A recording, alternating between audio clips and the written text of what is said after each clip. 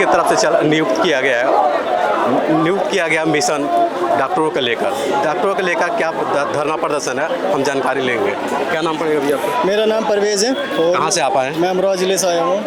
क्या मांग है आपकी? हमारी मांग हमें नियमितीकरण करें और जो हमारा लिए लागू किया है एएमएस, उसके लिए हमारी जो महिला सुरक्षा कर्मी हैं जो गांव विलेज में बैठकर गांव वालों को लाभ देती हैं, स्वास्थ्य सेवाएं देती हैं, उनकी ब्लड जांच करती हैं, हमको सबको ये एक तरह से उनके लिए एक अत्याचारी ऐप लागू किया गया है जो कि 9 से 5 तक का ये ऐप है। इसमें हमारी महिला सुरक्षित जो एक विलेज पे बैठी है वो ना तो कुछ कर सकती है, मतलब उसकी सुरक्षा का जिम्मेदारी कौन लेगा? नहीं, जबकि कल पता चला कि यहाँ पे सब धरना जो प्रदर्शन कर रहे हैं वो उनका कहना है कि जब हम 6 साल से जॉब कर रहे हैं तो हमको परमानेंट नहीं हो पाया। तो आपका मेन मकसद क्या है कि भारत सरकार की जो गाइडलाइन है आयुष्मान भारत योजना, प्रधानमंत्री जी के ये महत्वाकांक्षी योजना थी जिसके तहत सभी आयुष्मान आरोग्य मंदिर में सीएचओ को तैनात किया गया था। उसमें ये गाइडलाइन थी कि आप 6 साल के बाद आपको नियमित कर दिया जाएगा, ठीक है। उसके बाद जो भी सीएचओ 6 साल पूर्ण कर चुके हैं उनको कोई भी अभी तक आश्वासन नहीं दिया गया है ऐसा कि उनको 6 साल के बाद उनको नियमित किया जाए। और ऊपर से उनको मतलब समय समय पर विभाग द्वारा इतना काम का प्रेशर डाला जाता है, टॉर्चर किया जाता है और जो भी काम है वो बस सामुदायिक स्वास्थ्य अधिकारी के ऊपर ही डाल दिया जाता है, उनके भरोसे छोड़ दिया जाता है। जितने भी पोर्टल हैं हमारे यहाँ 16 महत्वपूर्ण कार्य होते हैं, उसमें भी अगर कोई भी स्कीम आती है भारत सरकार की या स्टेट सरकार की, उनको भी सीएचओ के द्वारा ही कराया जाता है, ब्लॉक स्तर से, जिला स्तर से, है ना। और अभी एएमएस स्टार्ट किया था वो कि जो कि पूरे कर्मचारियों को छोड़ के सिर्फ सीएचओ को वो उनके ऊपर ही ये थोपा गया है। तो हम ये नहीं कह रहे कि हम अटेंडेंस नहीं लगाएंगे, लेकिन हमारी जो मांगे हैं नियमितीकरण की उसे भी हमें दीजिए। फिर अगर आप ऐसा चाहते हैं कि हम पूरा टाइम वहाँ पे जॉब करें, अच्छे से कर रहे हैं, जो कि हम सेवाएं दे रहे हैं, तो फिर हमारी मांगे हैं उनको भी आप पूरा कीजिए। अच्छा, ये कितने दिनों से धरना प्रदर्शन कर रहे हैं? ये हम 14 तारीख से धरना कर रहे थे जो कि डिजिटल स्ट्राइक की थी हमने, तो फिर हमने उसके बाद 27 तक हमने डिजिटल स्ट्राइक की थी जो कि हमने सारे पोर्टल जिन पे काम बंद कर दिया था। उसके बाद 28 तारीख से हमारा ये अनियमित कालीन धरना स्टार्ट हुआ था। ये जो मांगे हैं हमारी तरफ से कोई ऐसी मांग नहीं है कि हमने अपनी तरफ से बनाकर मांग की है। ये भारत सरकार की गाइडलाइन में है कि 6 साल अगर आपके पूर्ण होते हैं सीएचओ में तो हम आपको परमानेंट कर देंगे, लेकिन जबकि भारत सरकार के द्वारा ऐसा कुछ नहीं किया गया अभी तक। बस इसी मांग को लेकर हम यहाँ पर एकत्रित हुए। क्या नाम? मेरा नाम विकास कुमार है, जिला अमरोहा से आया हूँ मैं। और हम यहाँ पे पिछले अभी 28 तारीख से मैं यहाँ पे 4 दिन से यहीं पे रुक रहा हूँ यहाँ पे लखनऊ में। और हमारा जब तक चाहे 1 महीने लग जाए चाहे 2 महीने लग जाए, हमारी पूरी टीम यहाँ पर अभी 58 लोग यहाँ पे हैं, बाकी लोग ट्रेन से आ रहे हैं, यहीं पे अनिश्चितकालीन धरने में रहेंगे। हमारी जो मांगे, जब अन्य राज्य जो अभी हमारे मध्य प्रदेश में, हरियाणा में और राजस्थान में परमानेंट कर दिया, हमें नियमित कर दिया, 4800 पे ग्रेड पे वहाँ पे वेतन मिल रहा है, लेकिन क्या उत्तर प्रदेश सरकार हमें नियमित नहीं कर सकती? जब हम इतनी सेवाएं वहाँ पे दे रहे हैं और सरकार की गाइडलाइन भी है कि हम जो है आपको 6 साल के बाद परमानेंट कर देंगे, लेकिन हम भी तो अपनी जो मेरे से जो सीनियर है 2018 के जो बैच के हैं उनको अभी तक परमानेंट नहीं करा। अगर इनको परमानेंट कर देंगे तो जो हमारे जूनियर है उनका एक विश्वास जम जाएगा कि हमारे सीनियर परमानेंट हो चुके हैं 2018 के, तो 19 वालों का विश्वास जम जाएगा, 20 वालों का। फिर कोई दिक्कत नहीं, एमएस लगाने के लिए हम एग्री हैं, मने कहाँ कर रहे हैं। दूसरा ये है कि मैडम ने ये लिखा है कि 9:30 के बाद आपकी अटेंडेंस नहीं लगेगी। जो बरसात जो बाढ़ ग्रस्त एरिया है, लखीमपुर खीरी, श्रावस्ती, इधर चले जाइए आप पूरब में, वहाँ पे बाढ़ रहती है। आदमी 9:30 के बाद व्हीकल की प्रॉब्लम रहती है, कन्वेंस नहीं है, 9:30 के नहीं पहुँचेगा तो उसकी एब्सेंट लग जाएगी। और शाम को 4:30 के बाद में अगर नया अटेंडेंस लगाएंगे, सर्दी में 4:30 का मतलब है पूरा अंधेरा हो जाना गाँव, रूरल क्षेत्र में।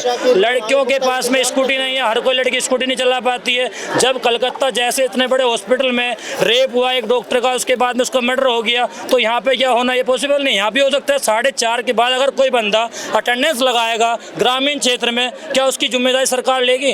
अच्छा, कल ये भी सुनने को मिला कि किसी के ऊपर शायद FIR भी हुआ है। FIR देखो, जितने यहाँ खड़े हैं, जितने 15,000 हमारे CHO परसों आए थे, जो साथी हमारे चले गए थे वापस आ रहे हैं। 15,000 लोगों के अगर जितने लोग 6 लोगों के ऊपर हुए, अगर 6 की जगह 15,000 समझ लो, अगर हम हटने वाले नहीं है। आपके ऊपर FIR? मेरे ऊपर नहीं है, लेकिन मेरे साथियों के ऊपर है, लेकिन हम हटने वाले नहीं है। जरूरत पड़ी तो हम सामूहिक किस्सा देंगे और मुंडन करवाने के लिए तैयार हैं, और जरूरत पड़ी तो अपने बच्चों को लाकर यहीं बिठाएंगे। अच्छा, सरकार आश्वासन क्या दे रहा है आप लोग को? आश्वासन कुछ नहीं दिया गया है, उनके द्वारा बस लॉलीपॉप पकड़ाया गया है, जो हमेशा की तरह NHM के स्वास्थ्य कर्मियों को दिया जाता है। लेकिन इस बार CHO कैडर बिल्कुल झुकने वाला नहीं है। जब तक भारत सरकार की गाइडलाइन है, जो कि 6 साल के बाद नियमितीकरण का उनका प्रावधान है, वो जब तक लिखित रूप में हमें नहीं दे देते हैं, तब तक ये CHO धरना बंद नहीं करेंगे।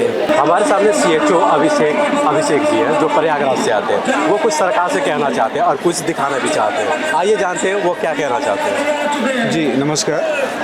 असल में कुछ ही आपके साथ शेयर करना चाहता हूँ। वो ये है कि यहाँ पर हम जो इतने सारी संख्या में लोग एकत्र हुए हैं, ऐसा नहीं कि वो ऐसे ही हम आकर आए और हमें समस्या हुई हम आकर यहाँ पे इकट्ठा हो गए।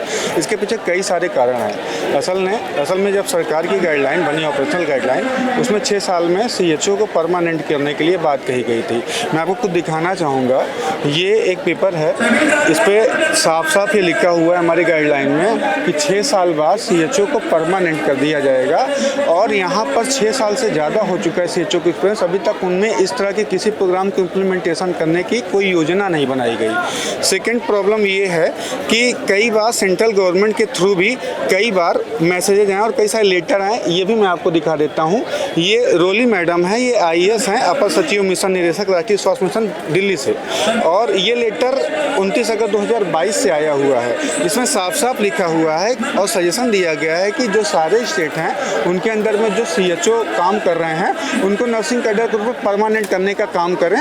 लेकिन आज 2 साल बीत जाने के बाद भी और कई बार इस तरह की डिमांड्स लेटर और बाकी सारे माध्यम से बताने के बाद भी ये चीज़ें अभी तक सरकार पूरी नहीं कर पाई हैं, या फिर उनका क्या विचार अभी तक स्पष्ट नहीं है। एक और बड़ी बात हम आपको बताते हैं, राष्ट्रीय स्वास्थ्य मिशन या फिर जो विभिन्न स्वास्थ्य योजनाएं होती हैं, इसका एक ROP जारी होती है, लगभग हर 2 साल में वो जारी होती है। उस ROP में आयुष्मान आरोग्य मंदिर स्कोरिंग फॉर NHM कंडीशनैलिटी, मतलब जो NHM हमारी योजना चलती है उसमें कंडीशनैलिटी है। कंडीशनैलिटी में अगर वो कोई काम को पूरा करती है ना, तो अच्छे काम को पूरा करने के लिए उनको स्कोर्स मिलते हैं। इस पर आप साफ साफ देख सकते हैं, जिसमें लिखा है method for giving score to state arm, यानी आयुष्मान आरोग्य मंदिर। उसमें B पॉइंट लिखा हुआ है कि creation of regular cadre of CHO अगर आप करते हैं, मतलब CHO कैडर को अगर आप रेगुलर करते हैं तो आपको 10 मार्क्स दिए जाएंगे। तो साहब ये सारी चीज़ें तो हो जाती हैं, लेकिन 10 मार्क्स क्यों मिलता है? मतलब इसका पीछे रीजन क्या है? ये जैसे रैंकिंग बनती है अलग स्टेट्स की, कि अलग स्टेट्स किसी इंडिकेटर कितना बढ़िया काम कर रहे हैं, तो इसी तरह का एक इंडिकेटर है ये।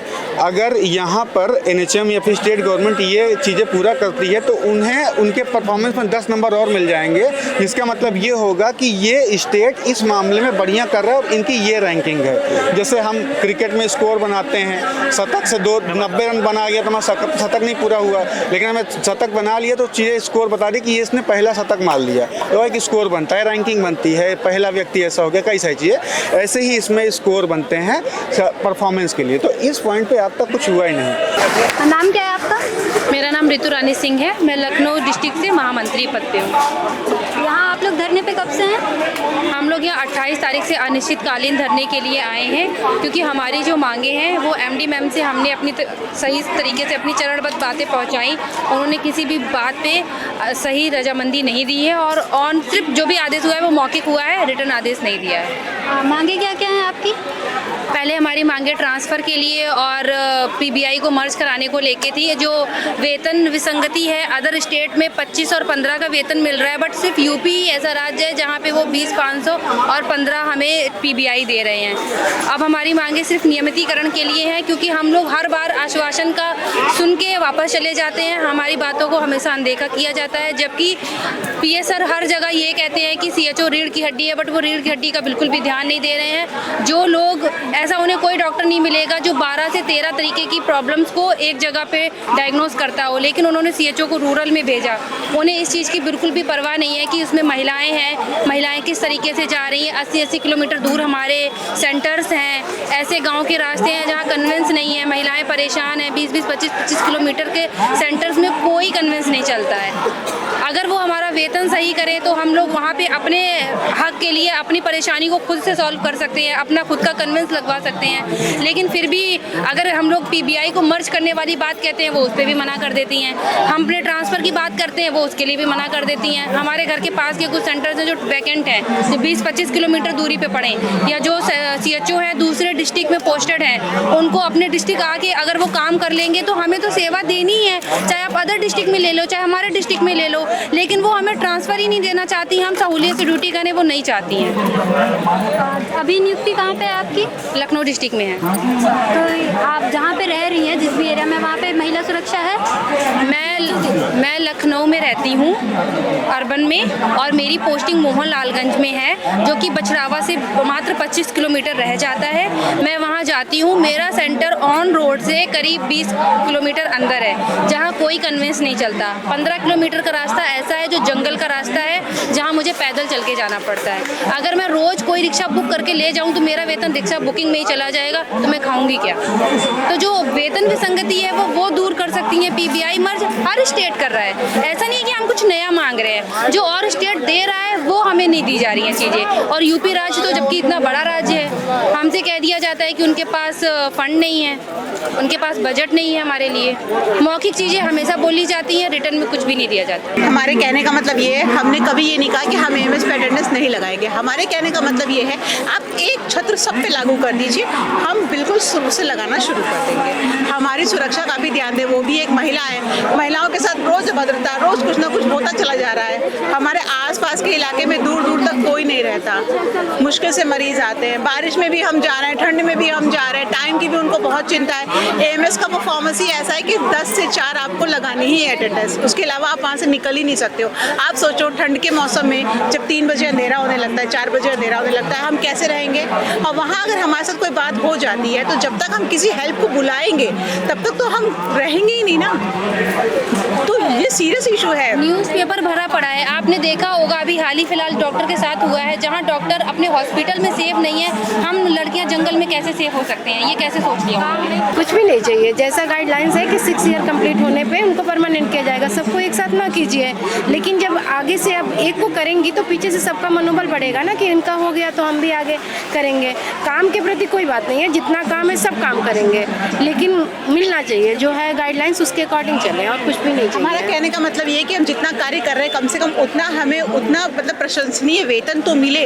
हम तो बहुत कम वेतन में बहुत सारा काम कर रहे हैं। कोई भी प्रोग्राम लॉन्च होता है, सबसे पहली जिम्मेदारी CHO की। कोई भी लेटर निकल के आता है, सबसे आगे नाम CHO का। ऑनलाइन सारा पोर्टल ऑनलाइन हो गया। अब आपको पता है ना ऑनलाइन का ज़माना है, लेकिन उनका कहना क्या है, ANM पुरानी हो गई है, ANM उतनी पढ़ी लिखी नहीं है, अभी वो इतनी टेक्निकल फ्रेंडली नहीं है टेक्नोलॉजी से। तो आप हो, आप करो। तो हमने करने के लिए कभी मना नहीं किया। हम में से कुछ CHO जो पुराने, जैसे कि मैं 2020 की पोस्टेड हूँ, कोविड में हमने बहुत काम किया। 6-6 दिन तक हम CSC पे रहते थे, घर नहीं वापस आते थे।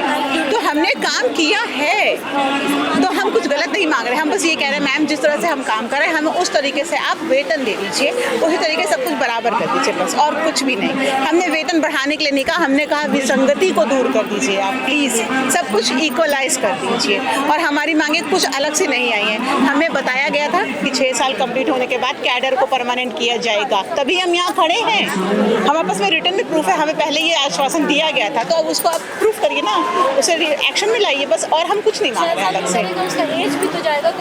बस इसीलिए हम चाह रहे हैं कि और ये भी है ना, जैसे जो NHM में अदर जो स्टाफ नर्स की पोस्ट पे वर्क कर रहे हैं, उन्हें हर साल का 3 नंबर मिलता है। हम तो ना उधर के रह गए ना इधर के रह गए, फिर ऐसे ओवर एज हो जाएंगे, हम कहाँ जाएंगे?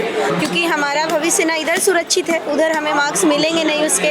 हमें ना स्टाफ बनाया है ना डॉक्टर बनाया है, हम बीच के किस कैडर के हैं? हमारा कुछ तो वजूद होना चाहिए। या जो हम अब आगे ऐसे, अभी इस समय ऐसी सिचुएशन हो गई CHO की कि अदर लोग बोलते हैं CHO जॉब सबसे ख़राब है, इसको ज्वाइन ना करो, और बाकी चाहे जो जॉब करो। मेरे जानने वाले कितने लोगों ने CHO की जॉब छोड़ी है। तो अगर आने वाले समय में ऐसे कुछ लोग ऐसे हो जाएंगे, वो छोड़ देंगे, फिर ये जॉब कौन करेगा? तो कुछ तो एक सेफ्टी या फिर ऐसा स्कोप दिखना चाहिए कि लोग आएँ इसको करने के लिए।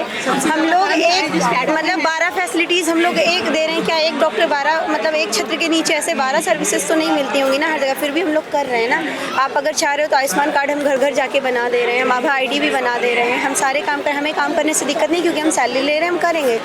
लेकिन जो चीज़ें अगर जैसे सेफ्टी है, 5 बजे तक अगर हमें बैठना है तो इस एटलीस्ट लाइट तो रहना चाहिए ना, क्योंकि जहाँ पे अदर लोग बैठते हैं भी एक BPM DPM यूनिट में, वहाँ पे कम से कम AC चल रही है। हमारे यहाँ लाइट चली जाती है, कनेक्शन है ही नहीं, बहुत जगह कनेक्शन नहीं है, जिन्होंने अपने नाम से कनेक्शन कराया है। अगर जैसे सेंटर बना है कुछ भी, अगर ये पूरा एक कैडर बनाया गया तो उसके लिए पहले से ये चीज़ प्रिपेयर होना चाहिए ना कि यहाँ पे एक बिल्डिंग है, इसको आयुष्मान आरोग्य मंदिर बोलेंगे, यहाँ CHO की पोस्टिंग होगी, उसके लिए लाइट की ज़रूरत है, उसके लिए बाथरूम की ज़रूरत है, उसके लिए पानी की ज़रूरत है। और ये सारी चीज़ें मतलब ये बताने वाली चीज़ें तो नहीं है ना कि आप हमें टॉयलेट प्रोवाइड कराओ, हमें आप पानी की व्यवस्था कराओ, हमें लाइट की कराओ। जैसे अगर लाइट चाहिए तो हम खुद से जाके कनेक्शन करवाएं, ड्रग वेयर हाउस से दवा लाना है हम खुद जाके लाएं, पौधे लगाना है हम ही गड्ढे खुदवाएं, हम ही पौधे CSC से जाएं, फिर हम ही लेके आएँ। CSC से कोई भी दवा मिल रही, फ्रीज मिल रही है, इवन फ्रीज वगैरह मिली है, लाइट नहीं है, और जो मिली भी है उसको हम लोग ढो के लेके जाएं। मतलब ऐसा तो और किसी के साथ नहीं होता ना, PSC CSC डिस्ट्रिक्ट हॉस्पिटल में तो ऐसा नहीं होता ना कि हर चीज़ आपको। और ऊपर से जब हम कहीं जा रहे हैं, हमारी जगह जगह ड्यूटी लगाई जा रही है, या कभी हम वहाँ पावर हाउस जा रहे हैं, ऐसे जा रहे हैं, तो वो सारी चीज़ें फिर हम कैसे आके अपने वहाँ पे MS लगाएंगे 5 बजे? अंधेरा भी तो हो जाता है। यही सारी चीज़ें हैं। बाकी आशा करते हैं अगर MD मैम भी लेडीज़ हैं और लेडीज़ की प्रॉब्लम समझेंगी। बहुत सारे ऐसे लोग हैं, छोटे छोटे बच्चे, मेरा बच्चा 1 साल का है, मैं लेके जा भी नहीं सकती उसको, क्योंकि मेरा सेंटर से 9.5 किलोमीटर ऐसा है कि वहाँ कन्वेंस नहीं चलता। आप ई-रिक्शा बुक करिए, उसको दीजिए 400-500 पर डे का, तभी वो लेके जाएगा, वरना आप ऐसे कन्वेंस नहीं चलते कि आप आ जा सकते हैं। क्या नाम पड़ेगा अभी आपका? मेरा नाम जॉय केसिंग है, मैं मेरठ से बिलोंग करता हूँ और मैं WC पे मेरठ में तैनात हूँ। क्या मांग है आपकी सरकार से? आप धरना प्रदर्शन कर रहे हैं? धरना प्रदर्शन तो हमें करना नहीं था, बट हमें करने की ज़रूरत इसलिए पड़ गई क्योंकि जब ये बहुत महत्वपूर्ण ये योजना लॉन्च करी गई थी, हम यही सोच कर आए थे कि गवर्नमेंट हमें 6 साल बाद परमानेंट करेगी। हम ये योजना कब लॉन्च हुआ था? ये 2017 में लागू हो गई थी, जिसे 6 साल पूर्ण हो चुके हैं, बट अभी तक भी ना ही CHO को कैडर बनाया गया, ना ही इस पर कोई भी आगे कार्रवाई की गई है, और यहाँ तक कि अदर राज्यों से हमें वेतनमान भी बहुत कम मिल रहा है। तो सबसे पहला जो हमारे धरने का मेन उद्देश्य है वो यही है कि नियमितीकरण, अगर पॉलिसी बनाई गई है तो पॉलिसी लागू होनी चाहिए। हम हवा में नहीं बोल रहे हैं, इसका हमारे पास पूरा स्क्रीनशॉट है। सारी गाइडलाइंस के तहत ये बोला गया था कि 6 साल बाद CHO को परमानेंट किया जाएगा, और उसी चीज़ को देखते हुए हमने जॉब ये ज्वाइन किया था कि भाई हमारा फ्यूचर सिक्योर होगा। और मेन चीज़ ये है जो हमारे आदरणीय प्रधानमंत्री जी का जो सपना है आयुष्मान भारत को, उसको हम एक मुकाम तक पहुँचा पाएंगे। लेकिन बहुत सारी चीज़ें हैं, जैसे कि अभी हम देख रहे हैं AMS को अभी हम पे लागू किया गया, हम AMS के खिलाफ नहीं है, बट CHO पर ही क्यों? सभी पे ही लागू होना चाहिए। जब AMS इतना अच्छा ऐप है तो CHO के लिए क्यों बनाया गया? सभी के लिए बनाया जाए ना। सभी NHM कर्मचारी हैं, चाहे कोई भी कैडर है, उस पर लागू की जाए, सभी पे लागू की जाए। हमारे साथ अब भी बड़ा दुर्व्यवहार चल रहा है, क्योंकि अदर राज्यों में वेतन विसंगति है हमारे साथ। अदर राज्यों में से हमें 5,000 रुपये कम दिए जा रहे हैं जब से हमारी ज्वाइनिंग हुई है। तो हम चाहते हैं कि वेतन विसंगति को भी दूर किया जाए, और साथ जो हमारा मेन उद्देश्य ये है, जैसे कि अभी रेप कांड हुआ है हमारी बहन के साथ, हम चाहते हैं हमारी जो बहन है उनकी सुरक्षा का मेन मुद्दा है हमारा, कि अगर उनकी सुरक्षा नहीं कर पाएंगे तो हम कैसे कर पाएंगे? हम इतनी भीड़ वाले इलाकों में जाते हैं। आप मुद्दा से मत भटकिए, आपको अभी मांग क्या है सरकार से? रेप का जो धरना प्रदर्शन चला कोलकाता वाला, मैं तो चल रहा बता रहा हूँ ना कि जो हमारी बहनें हैं उनकी भी सेफ्टी हमारा मेन प्रदर्शन का एक मेन मुद्दा है, क्योंकि हमारी बहनें जो हैं ऐसे भीड़ इलाकों में जाती हैं जहाँ ना सवारी है ना कुछ है। तो हम चाहते हैं कि सरकार उनको जिले में उनको जो है ट्रांसफ़र प्रोवाइड करे, ताकि वो अपनी सर्विसेज को बहुत अच्छे से देने पाए। क्या नाम पड़ेगा मैडम आपका? गुंजन तिवारी सर, मैं जिले मेरठ से हूँ। आप मेरठ से? जी सर हम आपको बताएं, हमारी प्रमुख मांगे हैं नियमितीकरण, दूसरी मांग है ट्रांसफ़र, तीसरी मांग है वेतन विसंगति, चौथी मांग है PBI को सैलरी में मर्ज करना। नियमितीकरण जिस प्रकार सरकार ने खुद वादा किया था कि 6 साल कैडर को होने के बाद वो परमानेंट करेंगे, क्योंकि उन्होंने खुद मंजूर कर चुके हैं कि हम उनकी बैकबोन बन चुके हैं, और ये वादा उन्होंने जो किया है आज उनको निभाने का समय आ चुका चुका है। और दूसरी बात है ट्रांसफ़र की सर, तो ट्रांसफ़र इसलिए ज़रूरी है कि महिलाएं इस जो माहौल चल रहा है, रेप जैसा, बलात्कार जैसा, सुरक्षित महसूस नहीं कर रही हैं। 800 किलोमीटर 900 किलोमीटर अपने घरों से दूर हैं, ठीक है। तीसरी मांग है वेतन विसंगति। सर इन्होंने ये भी वादा किया, जिस प्रकार और राज्यों में वेतन हमें उन लोगों को हमसे ज़्यादा मिल रहा है 5,000, वो हम लोगों को नहीं मिल रहा और ना हमारा गुजारा चल रहा है उसमें। 20,500 में कोई गुजारा नहीं चल पाता। सर हम किराए पर रहते हैं, हम किराए 4-4 हज़ार रुपये हम लोगों से मांगे जाते हैं नौकरी के नाम पे। आप तो नौकरी करते हैं, पर हमको पता है हमारी नौकरी किस बेसिक सैलरी क्या है। 20,500 में आप सोच सकते हैं महंगाई के ज़माने में कुछ नहीं होता। चौथा पीबीआई में कुछ सैलरी में मर्ज करना, क्योंकि वो एक भ्रष्टाचार का रूप ले चुकी है। हम ऑनलाइन ऑफलाइन हर प्रकार के काम करते हैं, लेकिन ऑनलाइन काम करने के बाद भी हमारा जो पीबीआई होता है, हमारा परफॉर्मेंस बेस्ड इंसेंटिव, उसको अप्रूव करने के लिए हमसे पैसे मांगे जाते हैं। तो आप ही बताइए, इतनी कम सैलरी में हम किसी को पैसे खिला दें या हम अपना जीवन चलाएं?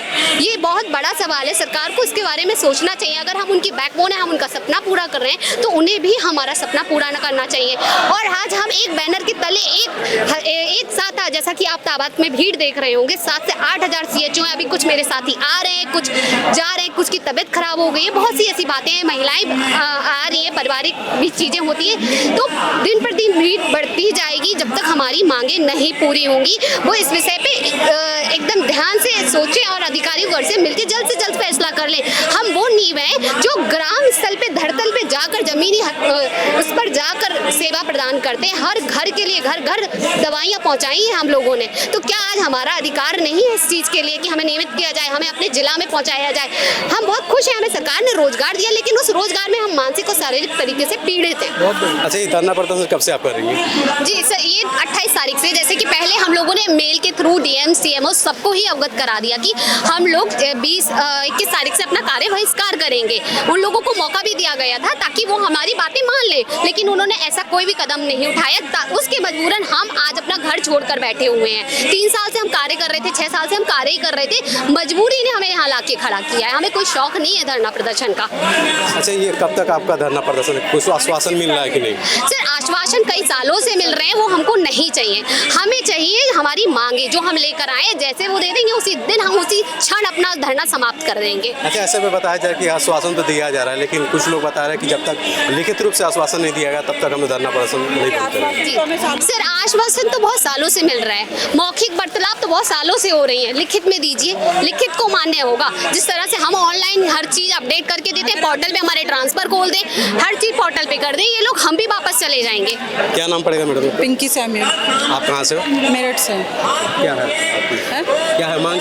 हमारी मांगे हैं, जैसे वेतन विसंगति है, जैसे बहन ने बताया है, और हमारा ट्रांसफ़र है, क्योंकि जैसे मतलब दूसरे ज़िलों से आके बहनें यहाँ पे रहती हैं। हमारे जो सेंटर बने हुए हैं वो गांव में इतने इंटीरियर्स में है कि कहीं कहीं जाने के लिए ट्रांसपोर्टेशन की सर्विस भी नहीं होती है। तो मतलब हम लोग इतना मतलब ज़मीनी तौर पे हम लोग वहाँ इतने काम करते हैं कि बारिश में अगर आप देखेंगे वहाँ पे कीचड़ है, मतलब जाने के लिए रास्ता नहीं है। हम लोग इतने कीचड़ में मतलब हमें अपने सेंटरों पे जाना पड़ता है। तो जो दूर से रहते हैं उनको और परेशानी होती है, क्योंकि वो अगर अपने घर के पास रहेंगे तो वो इन परेशानियों को भी झेल लेंगे। लेकिन एक तो हम दूर रहते हैं, आर्थिक भी मतलब हमको प्रॉब्लम हो रही है, शारीरिक भी हम परेशानियों में हैं। तो एक हमारा जो ट्रांसफ़र बहुत ज़रूरी है, और प्लस सेफ्टी भी है, क्योंकि आप जब दूसरे ज़िले में रहते हैं, ठीक है, और प्लस हमें जो है ऑनलाइन ऑफलाइन इतना सारा काम करना पड़ता है, इतने सारे हमारे ऊपर टारगेट हैं, और हमें दूसरे लोगों के कार्य भी हमें इनडायरेक्टली पूरे करने पड़ते हैं। तो जो हम उसके लिए हमारी सैलरी जो है वो बहुत कम है। तो वेतन विसंगति है, हमारी सैलरी में हमें सरकार की तरफ से 4,500 रुपये वो पहले से ही कम दिए जा रहे हैं, जो कि हमने कोर्ट केस के थ्रू भी वो किया था, लेकिन सरकार उसमें कोई भी संज्ञान नहीं ले रही है। तो वेतन विसंगति, vacant transfer, mutual transfer plus हमारा नियमितीकरण, ये हमारी मेन मांग है। और प्लस हमारा जो AMS अटेंडेंस मैनेजमेंट सिस्टम है, अगर वो इतना ही अच्छा सिस्टम है तो फिर बाकी कैडर्स में भी होना चाहिए, क्योंकि इतना भेदभाव क्यों है, बाकी कैडर्स के ऊपर क्यों नहीं? अगर वो इतना अच्छा सिस्टम है, उससे इतनी अच्छी प्रोडक्टिविटी है, तो बाकी कैडर्स पे भी वो लागू होना चाहिए। तो ये हमारे परिवार में 4 बेटे हैं, एक ही परिवार में 4 बेटे हैं, एक पर आप बहुत कुछ नौछावर कर रहे हैं और 3 को उस तरह से रख रहे हैं, तो वो दुख का विषय है। ठीक है, कि आप एक बेटों को बहुत मान रहे हैं। इसी प्रकार हमारे एनएचएम में अन्य बहुत सारे कैडर हैं, उनके लिए कुछ भी ऐसी चीज़ें नहीं है कि एएमएस जैसी सुविधाएं, तबकि वो सीएचसीज पर और अपने ठीक एरिया में बैठे। और हम जो गाँव में ग्रामीण क्षेत्रों में जाते हैं, हमें एएमएस से कोई समस्या नहीं है, लेकिन ये समस्या, ये सौतेला व्यवहार हम बर्दाश्त नहीं करेंगे। हमने बहुत कुछ बर्दाश्त किया और बर्दाश्त से बाहर होने के बाद आज हम लोग यहाँ खड़े हैं। इन लोगों ने हमें यहाँ पर लाकर खड़ा कराया, हम लोग नहीं खड़े हुए हैं खुद। तो ये सरकार का सोचने का विषय है। जब आपके लिए हम बैकबोन बन सकते हैं तो आप क्यों नहीं?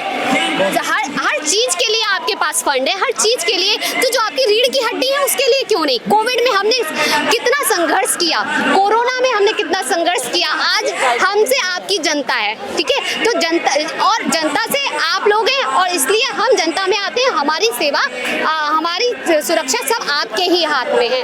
मैं यही सरकार से दरख्वास्त करूंगी, जल्द से जल्द नियमितीकरण, ट्रांसफर, ये सब मांगे पूरी करें। सर, मेरा नाम अशोक कुमार है, जनपद मेरठ सामुदायिक मेरठ से। जी सर। आपका क्या कहना है? सर, मांगे तो जो है हमारे साथियों ने आपको अवगत कराई दिया है। बाकी सर, जो हमने जब 2018 में इस नौकरी को ज्वाइन किया था तो भारत सरकार की गाइडलाइन थी, जिसमें साफ साफ ये लिखा हुआ था कि आपको 6 साल के बाद में एज ए परमानेंट कर्मचारी एब्जॉर्ब कर लिया जाएगा।